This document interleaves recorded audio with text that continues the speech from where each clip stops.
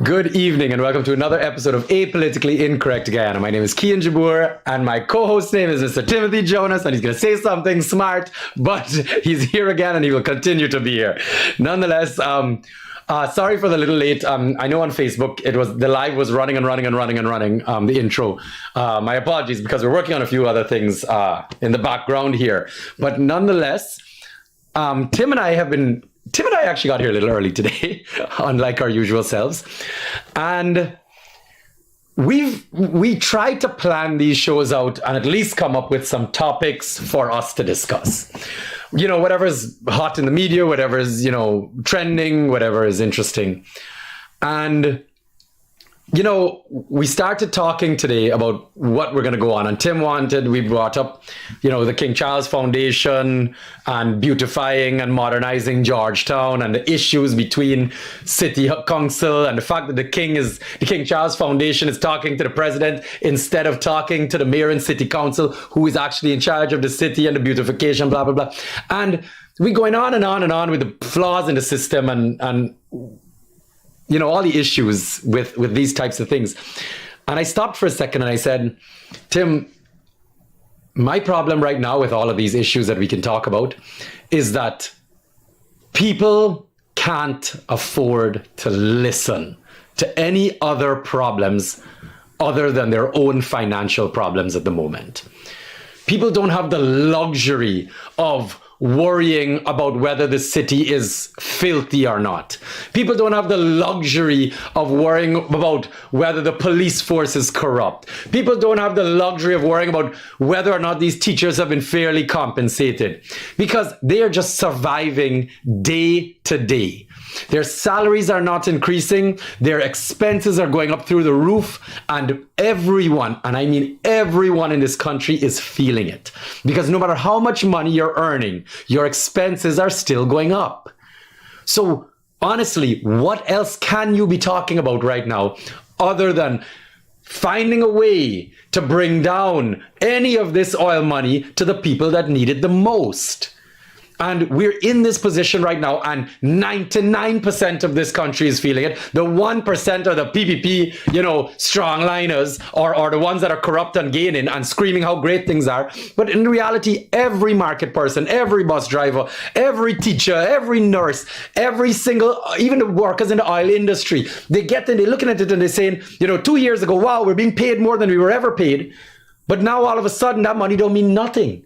That money it looks like they were being paid a government salary of 120,000, but now they're being paid 400,000, and they still can't survive on the 400,000 now. I don't know anybody's been increased from 120,000 to 400,000. No, I meant in working for the government or working for a private company pre-oil versus now that the oil companies are here. Salaries have shot up. But again, for a small select category of employees. It is very small group. Collar, yes. The professionals, the accountants, the administrators, those are the ones engineers, etc. Correct. But the majority of our workforce is not benefiting from that. No. So I think they would be surprised to hear you talking about $400,000. I agree. I think I was more along the lines of the professionals in the industry now that have been sucked out. Like you said, all the nurses, doctors in certain areas, engineers, accounting, IT people, people that have the qualifications, environmental backgrounds, etc., have been snatched out of the private sector and the public sector in Guyana. The non-oil private sector, and have been given reasonable jobs as far as Guyana is concerned. But as you said, the average cleaner, the average bus driver, the transportation drivers, they are making a few dollars more still, more than they were making, I guess, as a taxi driver. The ones who drive in the triple Ds or the cereals, etc. They're making a few dollars more. But the truth is, they're not feeling it anymore, right? As of the last year, everyone has watched their salary go nowhere forward any quickly from where they started, but they've watched their expenses shoot up through the roof. Now, the conversation has to be, and us as we're politicians, us as representatives of a political party that are vying in the 2025 elections. The reality is the people need to hear how anyone else has any ideas to get money back in these people's pockets. It's just not right. APNU screwed everybody over pre-2020, and now the government here is paying all the social media people, paying all the news to paint this picture of progress and happiness and, you know, utopia, but the people are suffering. So somebody else has to say something. How do we get Robbie, you got a picture there? Just before I let you jump in. It was up in the news. There it is. Everyone can see it. Oil Now, Guyana earned $7.6 million per day from oil in the first half of 24. Now, I'm sorry. The reality is that's how much money Guyana is earning currently. And I actually said that number a long time ago because my calculation said we've been earning that much longer than 2024. But where is the money? Where is all of that money? What's happening? They building roads and saying, don't worry, after 2025, y'all life gonna be great. Or when these roads are finished building, all these businesses are gonna pop up and everybody can get rich. What are they talking about? People starving today, worried about and have hope to eat tomorrow. That doesn't make any sense. I don't think we should treat it as an either or situation. And for full disclosure, let me tell you, before we started this program, Kian said he wanted to talk about this, how to get oil money, how to get our free money down for the benefit of the people who need it the most. And it's a very important subject. And we have seen various efforts by the government that the government claims goes in that direction. And I want to talk about that. But you can't look at that in isolation.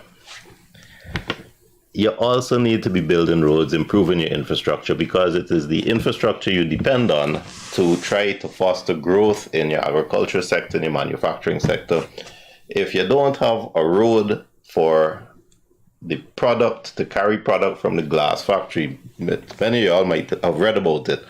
Burnham decided it would be clever to have a glass factory. So he built a glass factory. It never succeeded because the roads were so bad.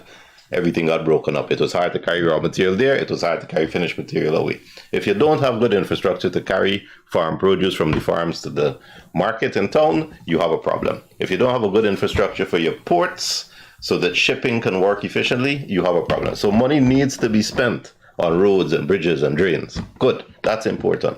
And we have been so desperately poor for so long, and we have been mismanaged as a country for so long, that the infrastructure the British left us has deteriorated to a stage that it's barely holding on. So there needs to be, and there has been, a large initial injection to try to restore infrastructure and also innovatively to build and restructure that same infrastructure so that it's more efficiently underscoring and helping the growth of your agriculture, your mining, your manufacturing sectors. Well and good. The apologists don't look beyond that. And it's easy for any government, I'm not talking about this government, I'm talking about any government, to say we're spending $1 billion to build this road. Look what a good job we're doing. And of course, it's the government's job to build a road. But fiscal responsibility also demands that you make sure the road is where you need it to be. Hopefully the road is opening new real estate so that there is added value and wealth is being given to the people who own that real estate. Hopefully it's giving you access from a place of production to a market. Hopefully it's where it's needed. So there must be fiscal responsibility in how you spend money to improve the infrastructure. It's a dim-witted oversimplification to just say we're building a road, good job, and then look the other way.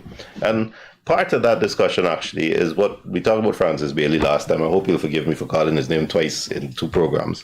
But his Facebook posts have been pointing out that the quality of the construction works being undertaken right now is abysmal. It's really poor. I hear the apologists saying, you can't expect the government to be making sure the road is of good quality. I've actually heard people, seen people write that. Isn't that exactly their job? Look how this thing works. You have your economists and your agriculture folk and your mining folk and your manufacturing folk who decide that it's a good idea to make this isolated location accessible so you can reach the produce that is available there. So you decide you're building a road to Matthews Ridge, for example. Good idea.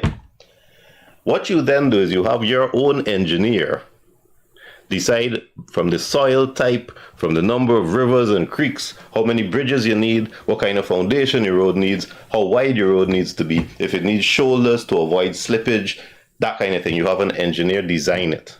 You then have that engineer and a quantity surveyor man, a man that measures the amount of quantity, decide how much material you need and how much it's going to cost. And you come up with your figure, $900 million. Mm-hmm. And then you invite people to bid for the project. And those people independently do their own assessment and bid. When they are building, your engineer is supposed to see what's going on. So if you need a foot of foundation of stone, you put it.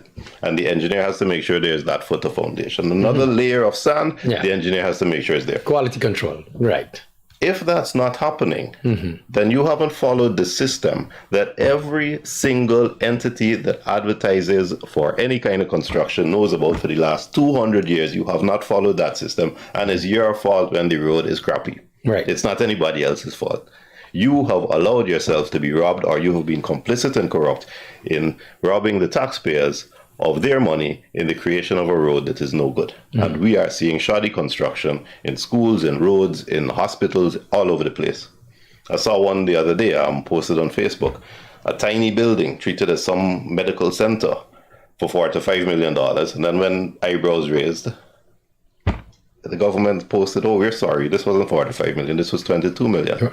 Now, where's the accountability there? That's all kind of magic. So that's one thing.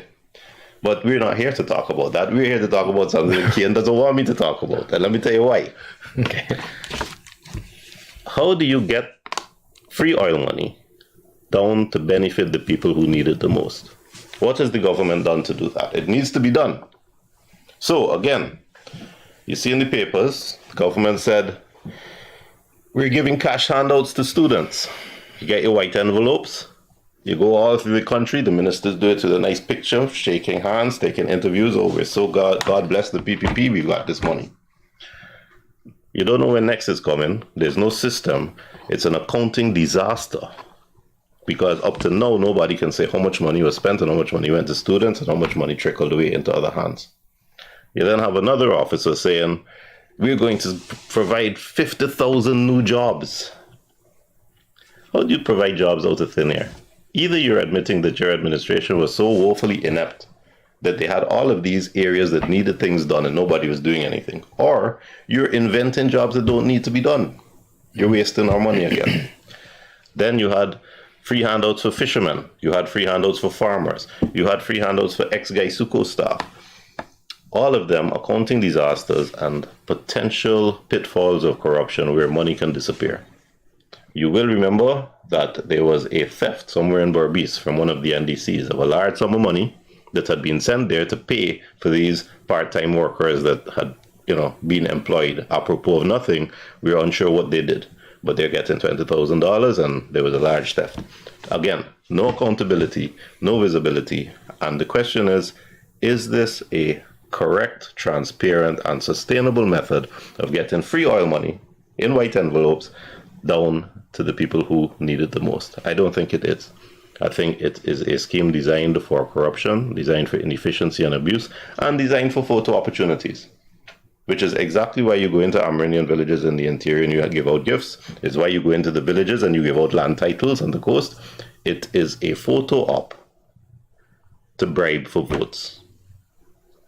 Good. So how should it be done? Because as you know, we are here about solutions. I would like to recommend that it needs to be done by bringing every Guyanese into the tax radar. Who suffers the most from taxation now? It's the public servants who happen to earn less than everybody else, earning between 100 to 200,000, most of them. They earn less than everybody else, but every month their taxes are deducted and paid, and their NIS is deducted and paid because they are within the system. They can't hide. On the flip side, you have people who look, I'm going to be frank. Traditionally, people will call them poor people. You gotta help poor people. You hear that litany in Guyana all the time. If you want to clear the streets of Georgetown of vendors, you are harming poor people. Let me tell you very honestly, from personal knowledge, that the private vendors, the people who deal in the minibus trade, are not poor people. They earn much more than those same public servants who are paying their taxes. But you know what? Most of them don't pay tax. So you have the richest poor people you've ever seen who are under the radar, not paying tax. And there are thousands of minibuses. There are thousands of vendors. We have to find a way to bring them into the net, because if they come into the net, the amount of revenue will increase to an extent that you can start, without any loss to the state, you can start giving an ease to the people who need it the most. Your public servants, your nurses, your police, the people in those institutions. So my first proposal is that minibuses should pay a road tax that is several $100,000 a year. Let's call it $500,000 a year. There'll be a hue and cry. But what will happen is you will be able to say to the owner of that minibus, who buys a new bus every 3 years, look on the road, there aren't minibuses older than 3 years out there. They make enough money from their business that they buy a new bus every year. You'll be able to say to him, file your tax return, and that money is deducted from your declared income. It is deducted from your declared income, so that it's no taxes on it. You are forcing businesses, you are forcing the individuals that run these businesses under the radar to come into the radar, to come into the net. Lorries are a big thing. And by the way, I want to just mention that there needs to be regulation in place now, and a parliament should have passed this long ago, prohibiting any lorry, trailer, tractor, or container. You see in these 20-foot containers all over the place and 40-foot containers, prohibiting any of them being left on any parapet or any public place in any residential area. I went through Republic Park the other day, and they have inconsiderate occupiers, residents of Republic Park, that got huge lorries parked on the parapets.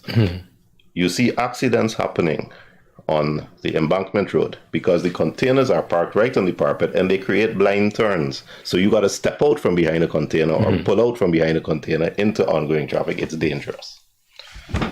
So, sorry, that was just an apropos. That was an aside.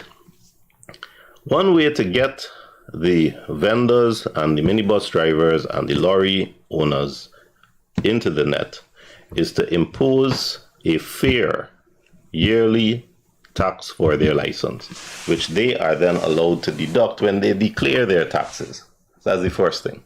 So if you're a vendor, you'll be required to have a vending license, $500,000 a year, so that you have to file your tax return to get that back. It brings everybody within the threshold, and you will find that suddenly the number of taxpayers doubles in this country. Those people do not pay taxes.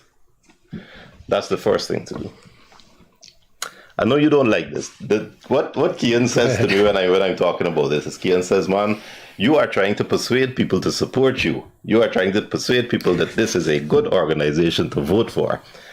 But he just called me a politician, so sorry, I gotta be honest. No, you gotta go for it. I'm not a politician because I'm telling the truth as I see it. And I really do believe that if we are going to make Guyanese citizens proud and make citizenship in Guyana a world-class thing, just like you're a citizen of Japan or a citizen of the States, you got to do it properly using systems. I can tell you. And the reason I say what I say when it comes to burdening citizens with more taxes is not that we shouldn't have them in the fold, not that everybody shouldn't be paying their fair share. Every doctor, nurse, engineer, teacher, regular employees, I don't care what your job is, you are paying your taxes. Everyone is paying their share of taxes. So the truth is, I agree that everyone needs to be part of that taxation in order to ease the burden on everyone else. It's a logical. I'm glad you agree with that. It's a logical understanding, but I'm going to tell you, and it's coming from where I speak to people on a daily basis, and even you and I will have felt it. At the end of the day, right now, we know the mismanagement that's occurring in this country. We know the theft that's occurring in this country. And where I have a problem is until things are fixed at the top, I am not asking anybody at the bottom to do more. I'm not asking them to give more. I want to make sure that when you charge a $500,000 per busman, per vendor, that money is going right where it should be going, into developing the life of the people of the country, into making sure salaries are better, into making sure that the country is cleaner, make sure GPL don't shut off, the water coming cleaner. So at the end of the day, I'm sorry, my problem right now is they're stealing so much that I don't believe we need to contribute more to make the lives of Guyanese better. I believe we need to stop them from thieving. And then all of a sudden, we could talk about who else should be paying their fair share when we have a proper accounting of what's going on with the money we already have in the system. I agree with that. But then I ask the question, how do you, when you say we should stop them from thieving, how do you do that? You can't do that if the majority of Guyanese, the people that they should be accountable to, are also ducking. If the only Guyanese who is really in a position to stand up and say to the government, you are accountable to me, is the one who can be subject to scrutiny. And if people are hiding and people are ducking, like most of the people who bid in for government contracts are hiding and ducking and afraid to complain, they're silenced. They're silenced by their own issues. But I could argue that that's the only way that they can do business right now. The other aspect that you talked about is there's so much theft going on. How can you ask people to pay tax? Well, that's the same argument that the apologists raise against me and City Council, for example, to say, why should government give them money? They're thieving out. If they're thieving out. Guess what? Government's thieving money too. Correct. So let us implement systems that decentralizes all that money, decentralizes the financial control. So that there is greater accountability at a local government level. Right. The central government has less access, less monopoly of the finances. And that is what's necessary to return sovereignty to the people, because the people are more connected at the NDC level and the RDC level, so that when you have local government elections, if the people know that they are invested in their neighborhood, they will be going to look face to face at the REO, the executive officer, or the NDC chairman, who they know, who lives the next block away or 2 blocks away, to make sure he's doing his job well. But if they're not invested, they will be leaving it alone. And we're seeing that in the disinterest in the local government election. But I want to go back to how you're getting this money to the people. Well, how we getting the $7.6 million to the people? Because we're talking about burdening people more right now and contributing more to the taxes. But the fact of the matter is we're making $7.6 million US dollars a day extra of free money directly injected into the country. And yes, infrastructure work has to be done, but at least a percentage of this can go to lowering taxes, can go to easing the burden right now as we speak. And it has to be done as a system, not as a cash handout. No. But, what about PAYE, this is for example? how I want to do it. Our national insurance scheme is an organization that has existed since long before independence. And how it works is that you are expected to pay a sum of money every month. When you get sick, they pay for your medical. When you need glasses, they pay for your glasses. When you get old and retire, they pay your pension. Right. Mathematically, it hasn't been working, and they need to be subsidized. And there's a couple of reasons for that. First of all, the same people that I'm talking about, the majority of Guyanese who are of working age do not contribute to NIS. So we have to bring them into the fold. And this is how I want to suggest we bring them into the fold. India has a lovely program that was innovative. Every Indian citizen every child born, the government opened a bank account for them and put a sum of money every quarter into that bank account, which they could not access until they're 18. I think that every Guyanese who is born, every Guyanese child, when they are born, the government should open a bank account and a sum of money should be put into that bank account every quarter. And it's as of right. A sum of money goes in, and the mother, not the father, is allowed to withdraw a portion of that. Yeah. But the rest has to stay there until the child is 18. Now, this is what will happen if you do that. First of all, you will empower the mother. You will give her some security that she could pay to send that child to nursery school, send the child to school. She could pay to feed the child and clothe the child. And she can also have the luxury, possibly not to have to work herself. But she can go to school, she can go to, if she wants, she can go to work. But she now has the wherewithal to be independent. It will help with domestic violence, for example. But in order to qualify for your child to receive this, the mother needs to be registered for NIS and be filing tax returns. And if a father is declared on the birth certificate, the father needs to be registered for NIS and paying tax returns. Now, I don't know about you, but when my children were born, I was so proud and I loved them so much. They gave meaning to my life.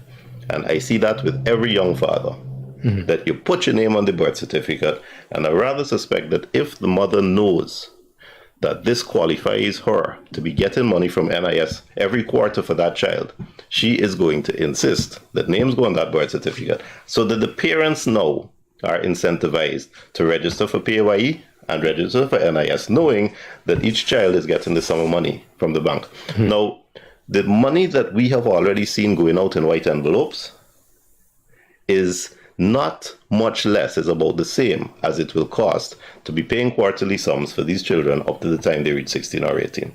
So the actual expenditure is not going to be much more. It may be half again as much as has been spent now. Because remember, it's every year this money is going out. But the income to the NIS will be much larger because all of those minibus drivers, minibus conductors, vendors, all of those people in the private trade who are now registered for NIS, registered for PAYE, are contributing. So the pool of contributors is much larger. The other thing I would recommend for NIS is that instead of a retirement age of 55, retirement contribution should be made to NIS mandatory until maybe 62. And then voluntary, if you wish, until 65 or 67, on the understanding that your pension calculations are increased if you continue your own contributions then. What that does is that, look, the expectation of life now is much higher than it was 50 or 60 years ago. Back in the 1940s, you expected to live 65 years. So if you retire at 55, 60, you got 5 years till you die. Now, your life expectancy is in the 80s. So because the NIS has kept the age of retirement at the same, they have put a burden on themselves that they are paying pensions to people for 30 and 40 years, when it was originally intended and mathematically calculated to be much smaller. In England, right now, the age of retirement is 67. So give that option. The reason that's also important is that if you speak to someone who is 55 in the prime of life, about to really at long last expert in their area at the height of their game, and you tell them they got to retire, a lot of people are not ready for retirement. I'm 52 this month. Tell me I'm supposed to retire in 3 years. Things have changed since 80 years ago. If you restructure the NIS so that contributions are made for a longer period of time, later into life, and the pension, you become eligible for the pension after 65 or 67 voluntarily at that stage, NIS suddenly has much more money to play with. And you can start dealing with the real medical issues, not the pretend medical issues you have. You can start dealing with the real issues of unemployment benefits, real issues of sickness benefits, real issues of pregnancy, maternity benefits, because NIS will then have a larger pool of money, because more people have been brought into the net, having been encouraged to come into the net because they know their children will benefit, because their children are getting quarterly payments into a bank account, and also because the NIS pool of money is increased because your contributions will be for longer. All right, I got you.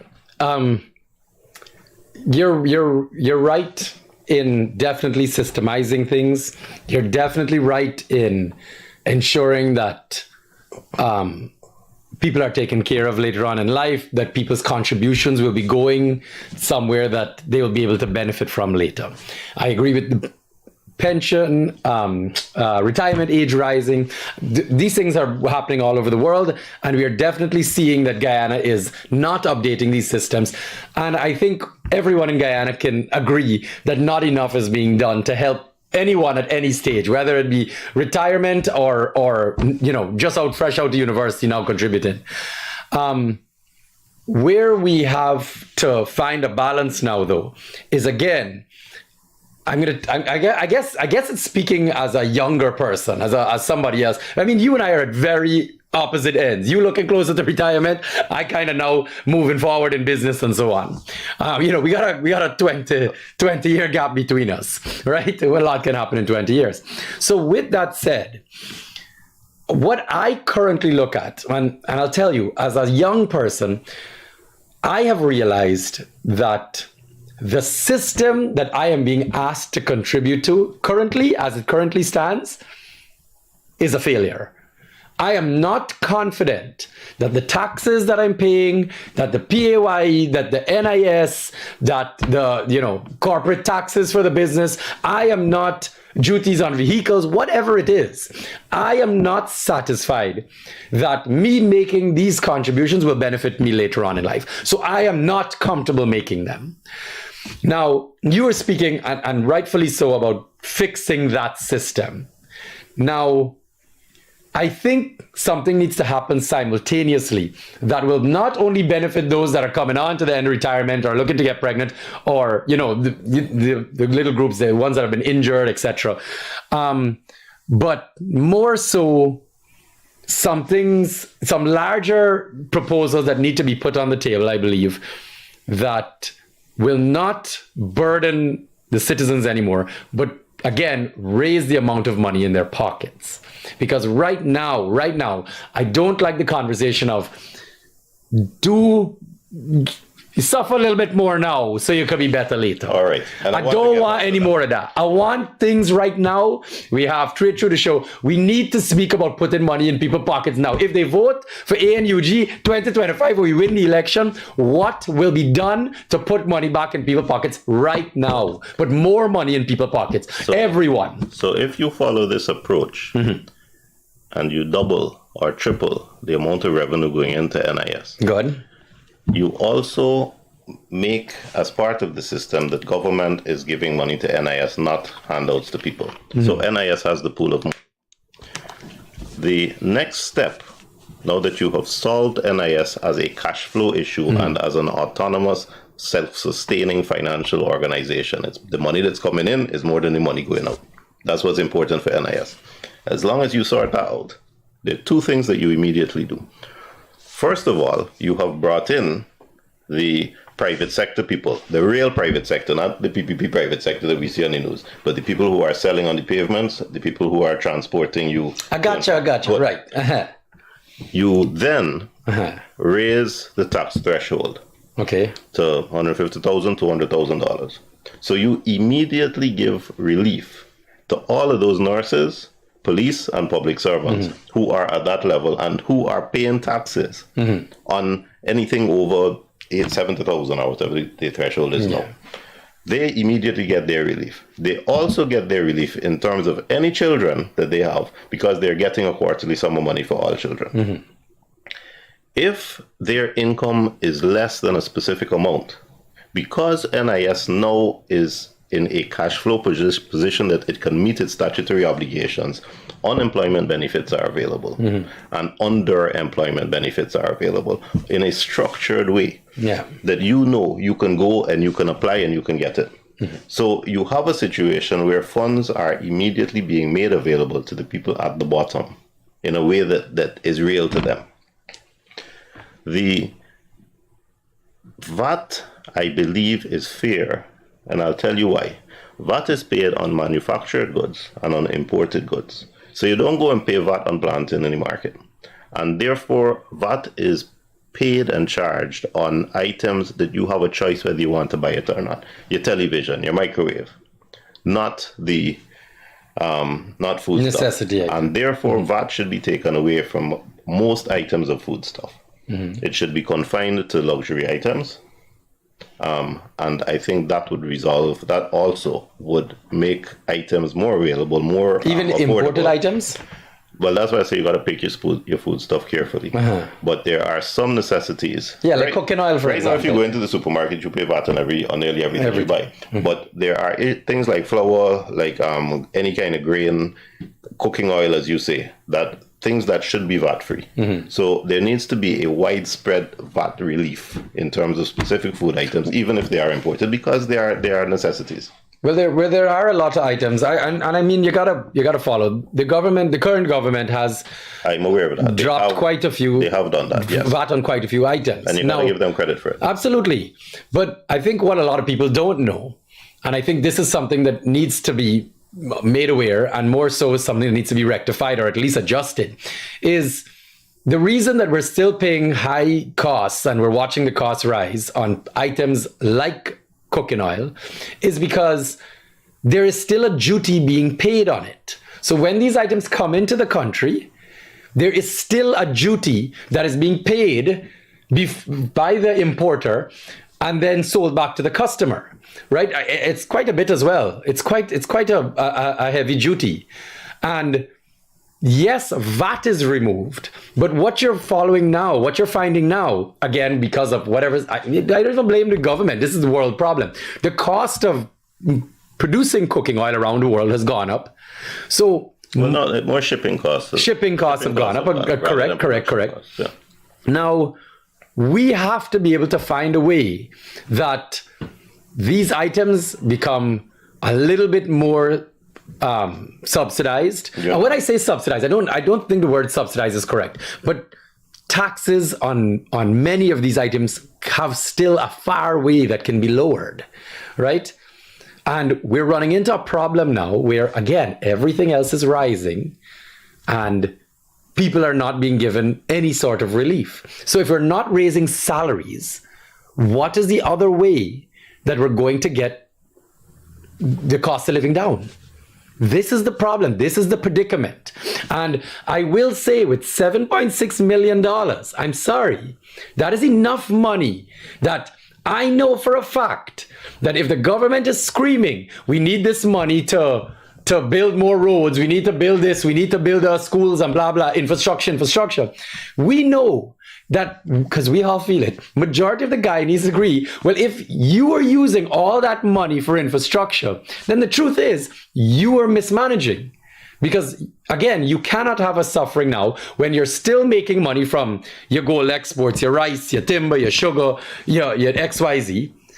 And now we're making money with oil, but yet you're not finding other ways to bring down costs of living. Sorry, because they're not raising salaries. We know that. So your PAYE, put some more money back in people's pockets. Corporate taxes, help the small and medium scale businessmen. VAT, everyone pays VAT. The net is as wide as it can get on VAT. You don't have a choice, you can't run from it. Can VAT not be lowered now? We are at a position again on duties on many of these essential items that they keep screaming, look what we did, we took our VAT. There's still duties being paid on these things. Subsidized shipping costs. Something along the lines have to give now, right? And it's sustainable. And this is where my problem is coming in, Tim. We looking at systemizing things, which is absolutely correct. And I believe I'm the first to say that the government's job is to do that as well. Okay? Meaning they have the resources, they have the human capital. You need to be doing 5,000 things at once. All right? Not just screaming, we're doing one thing, wait for the other thing.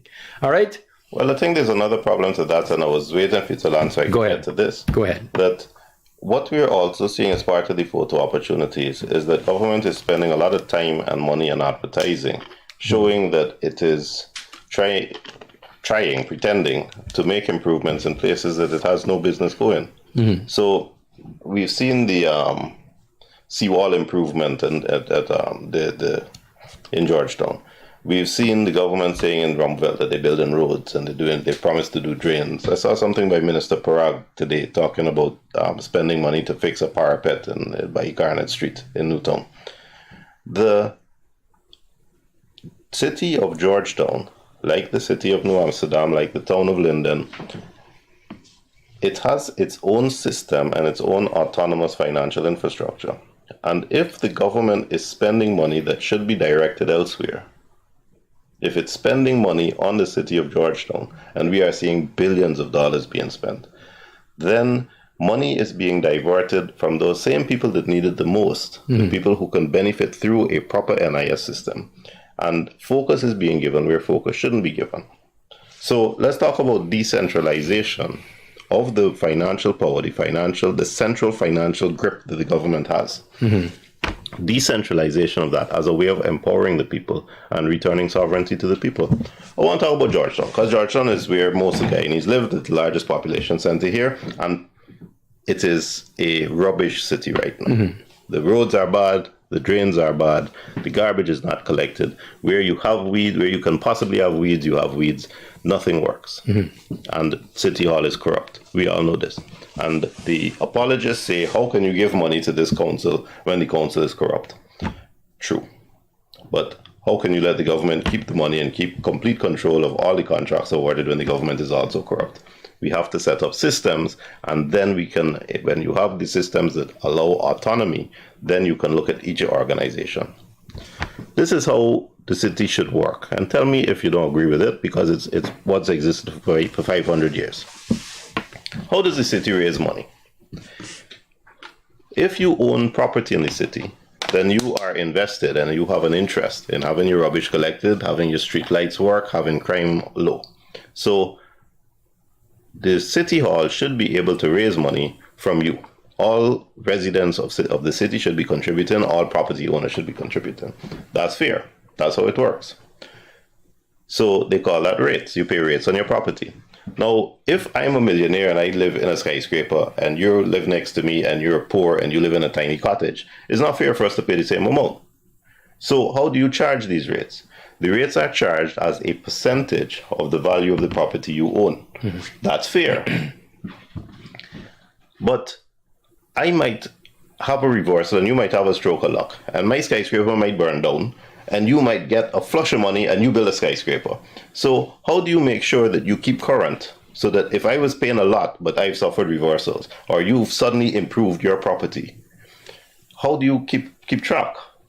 Every 5 years, the chief valuation officer is supposed to conduct a valuation of all the properties. Every 5 years. That's how you keep up. It's how you keep up to date.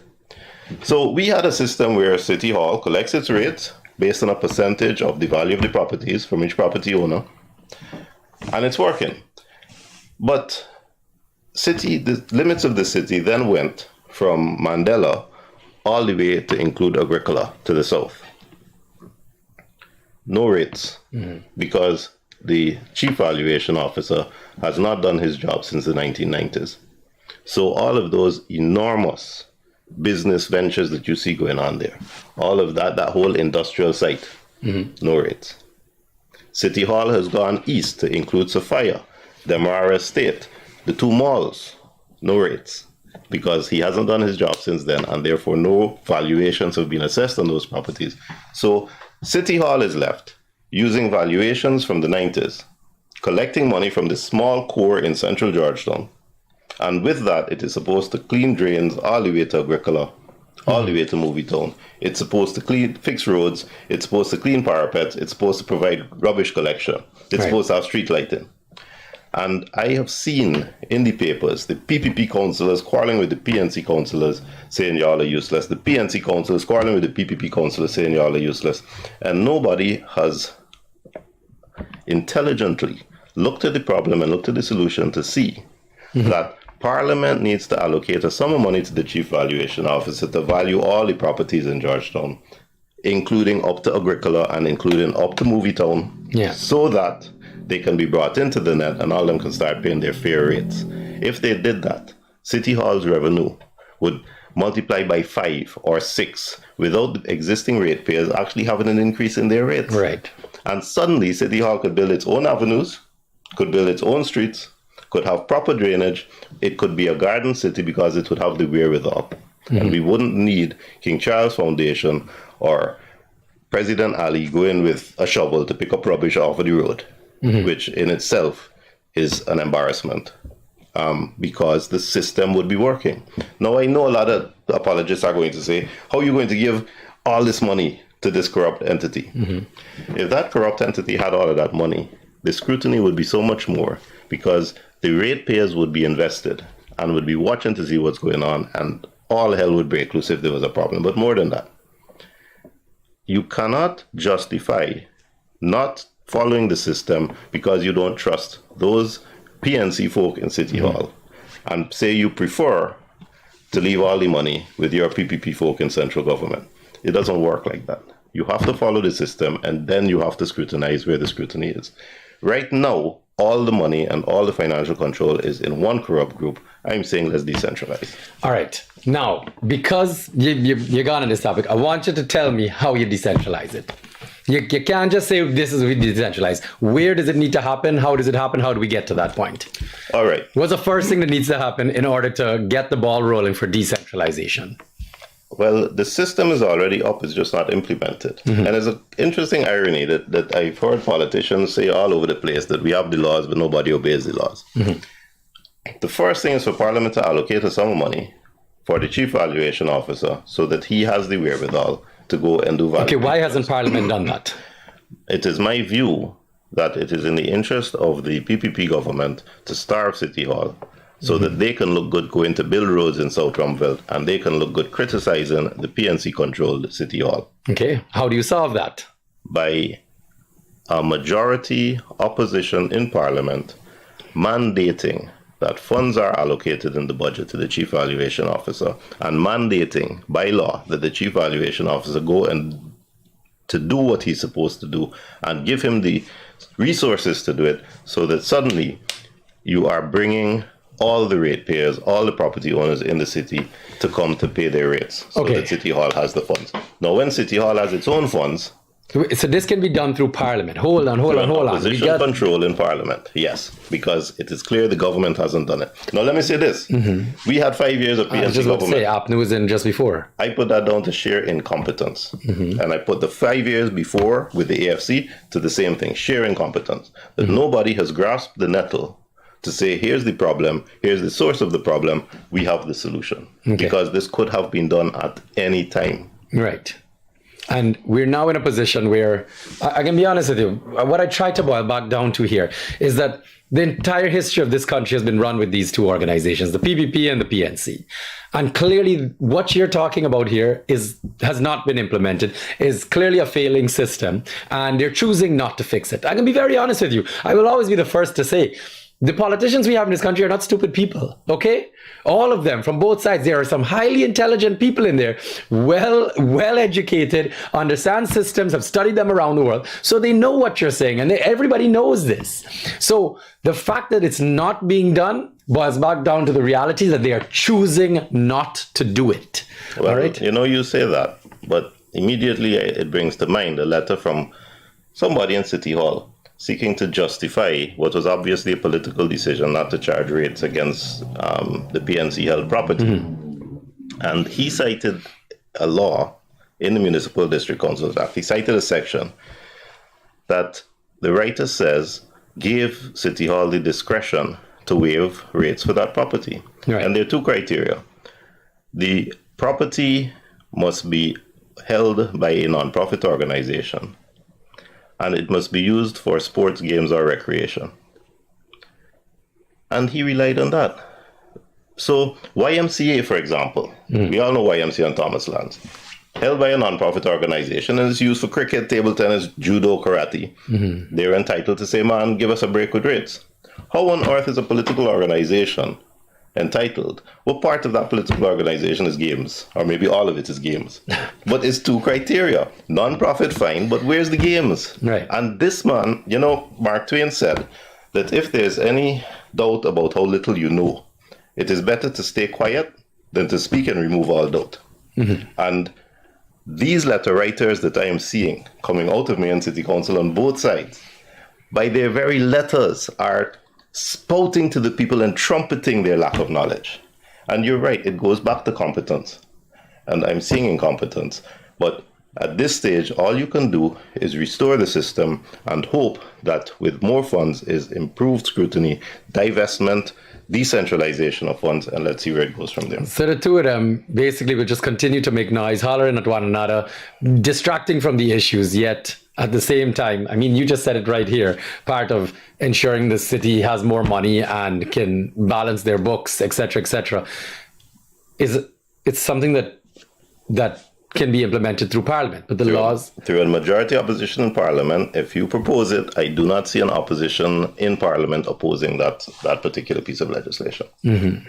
To say, let us restore, let us make sure that all of those big skyscrapers are paying their fair rates, all those large industrial site owners in Houston and Rome are paying their fair rates. Yeah. All of the businesses along the river are paying their fair rates. Yeah. So we come in, well, you know what, that it also carries me to, right away my mind goes to foreign companies and foreign people owning land in Guyana. And because that I think is the next stem. But even before I speak about that, it also carries me, oh Jesus, this thing is so messy. It goes right back to citizenship. like the basis of so many of these things are so deeply flawed. We have so much issues within these simple systems that they're not being fixed because the one just previous has an issue as well. But what I find interesting about this, because every time we sit down and we think about these things and we go through the process and how to fix them, the solutions to these issues, you realize that this one, either the solutions already exist and the politicians are just choosing to bypass them. That's part of it. Right? Or two, it can simply be implemented through Parliament and they're just choosing not to do it. That is the other part of it. Right? But I think that all of these things tie into each other. Eh? So going back to using the NIS to ensure that all Guyanese children get a sum of money, to bring all the adults under the net, so that if they're unemployed, underemployed, if they're sick, if they need housing, they have access to a real NIS to improve their immediate standard of living. Yeah. If you do all of those things, you guarantee scholarships for any Guyanese child. You make sure that the level of education is top rate and that education isn't just the 3 R's, but it's also sports, musical instruments, putting us up. We just had an Olympics where we performed abysmally. When St. Lucia is winning gold medals and Jamaica is winning gold medals. At every level, we are mediocre because we have had mediocre leadership. But if our education system is improved, our health system is improved, what will happen is that it will become the most desirable thing to be a Guyanese citizen. Yeah. You talk about foreign ownership of land. I would prevent ownership of immovable property in Guyana by non-Guyanese. Yeah. If they want to come, they're welcome to come and invest, but rent. And that immediately will give more equity to Guyanese and more wealth to Guyanese. So there are steps that all tie into each other. And once they all tie in, and once you know your child as a Guyanese citizen, once he or she gets results at the secondary level, is guaranteed a tertiary education, because this is how we are uplifting our people. Yeah. You will find that more and more Guyanese citizenship is important. Now, you may have noticed in the papers, every now and then you see a group of 30 or 40 people with the minister, and they are sworn in as Guyanese citizens. And there is no policy restricting eligibility for Guyanese citizenship. There should be a firm policy restricting eligibility, because our current infrastructure is fragile. Our potential is vast. But I, as a Guyanese, endured in the 80s under Burnham. I endured in the 90s recovery under Hoyt and Chedi Jagan. I endured the corruption we've had since then. It hurts me to see that when we now have gas and oil and now our GDP is good, foreigners suddenly, who were never here, suddenly are turning up, hoping to benefit from what to me should be improvements that are for Guyanese first and foremost. If we don't stop that process, we are going to find that our crumbling infrastructure, which we are making insufficient attempts to fix, and our poor education system and our poor health system crumble, because they will be even more overwhelmed than they are now. But that's another discussion. All of this ties into making Guyanese citizenship world ranked, like American citizenship or Japanese citizenship. You must be proud to have a Guyana passport. But it ties in with responsibility to your country, sovereignty to the people, so that the politicians at the local government level, NDCs and RDCs, are directly answerable to the people, and decentralization of that financial monopoly control that the government has, which is the key to their present corruption levels. And all of this can be done through a minority government. Minority government, majority in parliament, opposition, Yeah. passing laws to make it work. There you go. You're dealing with a system here, plenty solutions, but you're dealing with a system that is being chosen to be left as is. And we're watching the country get flush with money. We're watching citizens, foreigners come in and, reap the benefits. And the Guyanese obviously being left on the back foot. So at this point in time, guys, it really is trying to figure out different systems. Honestly, the easiest way for me to explain this in the most layman terms is the definition of insanity is doing the same thing over and over and over again and expecting a different result. We've dealt with the PPP, we've dealt with the PNC. We know that things are not changing. We know the way they do things are not changing. We've seen all the systems stay exactly as they are. The city's crumbling, taxation where it is, and nothing is being done. And the citizens are feeling the brunt and the burden and not being helped as they should be. So at some point in time, guys, the wool has to come off the eyes, and you have to start realizing that we need more people at the decision-making table in order for things to change. So on that note, we are out of time. I am going to tell everyone, as I usually do, please be careful on the roads. We need a program about road use. Every time I finish, we say exactly that. And honestly, I know it's that.